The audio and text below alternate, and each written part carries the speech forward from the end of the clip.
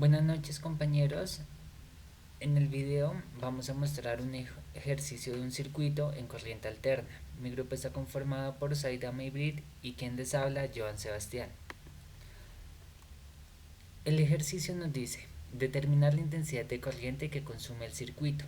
Acá tenemos el circuito, donde tenemos un capacitor de 100 microfaradios, tenemos una bobina o un inductor, el cual tiene una autoinducción de 0,01 hendrios y tenemos una resistencia de 10 ohms. Adicional tenemos una fuente de tensión que es donde ingresa la corriente, que es de 220 voltios con una frecuencia de 50 ciclos sobre segundo.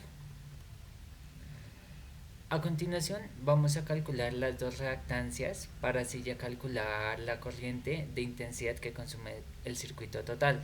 Para esto vamos a utilizar para la reactancia inductiva, que sería la fórmula de XL igual a omega por la bobina, donde tenemos que el omega es la velocidad angular y pues L es el valor del inductor.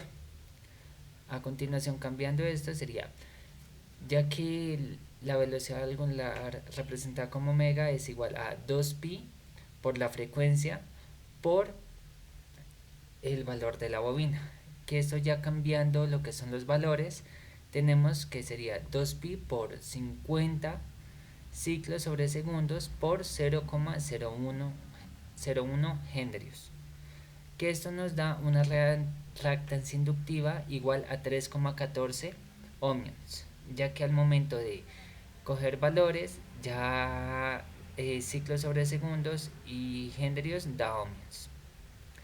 En la reactancia capacitiva tenemos que es igual a X por C igual a 1 sobre omega por el capacitor, donde tenemos que al reemplazar los datos tenemos que sigue siendo la frecuencia angular, que es de 2pi por la frecuencia por el capacitor, que al cambiar los datos nos da un total de X es igual a 1 sobre 2pi por 50 ciclos sobre segundos por 100. Esto lo multiplicamos por 10 a la menos 6 faradios para que nos dé en hendrios.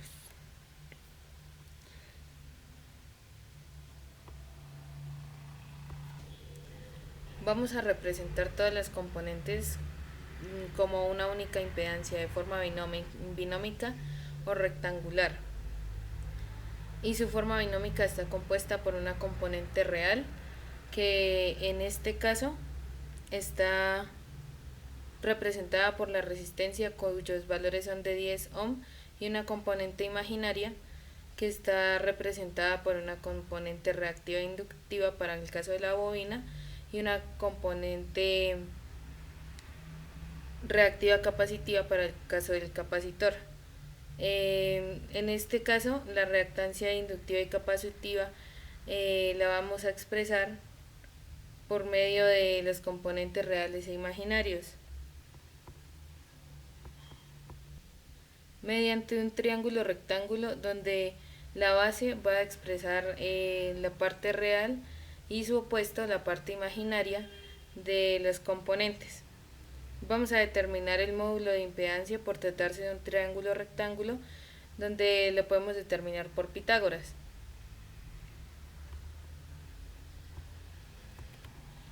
Y obtenemos como resultado del módulo 30,38 ohms.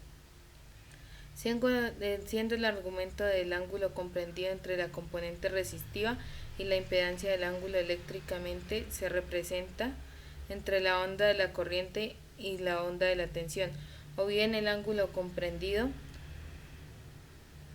de la fase que existe entre la onda de corriente y tensión. Para esto reemplazamos y cancelamos las unidades realizando un cálculo, dándonos como resultado un ángulo negativo de menos 70,80 grados.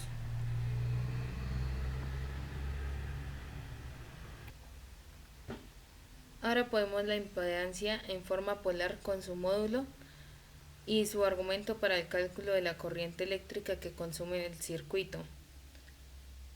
Vamos a aplicar la ley de Ohm en corriente alterna para el valor de la impedancia. Debe representarse en su forma polar con su módulo, que corresponde a 220 voltios con un ángulo de 0 y sobre 30,38 ohms con un ángulo negativo de menos 70,80.